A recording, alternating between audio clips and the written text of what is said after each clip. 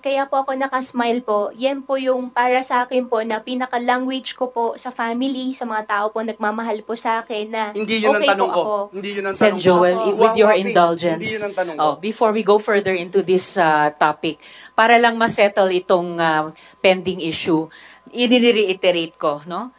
I move to cite Guo Huaping, also known as Alice Guo, in contempt of the Senate for testifying falsely and evasively before this committee. I second the motion, Madam Chair.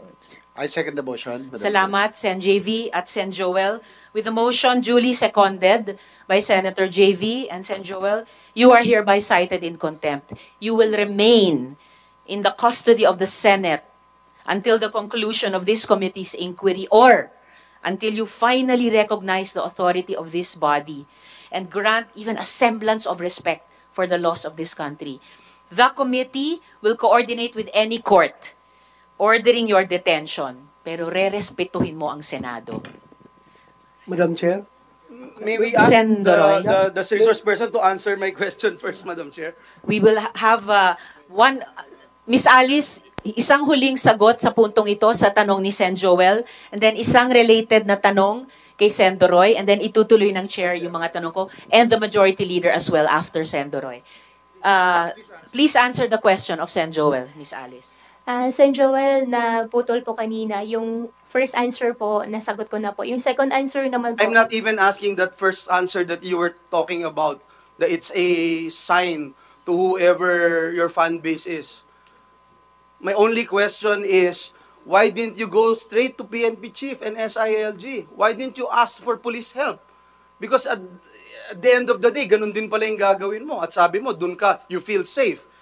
Pero hindi, tumakas ka, iniwanan mo kami, binastos mo kami, binastos mo yung buong gobyerno, hinalughog ka sa buong Pilipinas. Ay yung mga kapulisan natin, mga NBI, Coast Guards, talagang pinahirapan mo. Pero sasabihin mo ngayon, may death threat ka. At ngayon, kampante ka, na protektado ka. It doesn't make sense kasi, Alice. Guwahuaping. Please answer my question.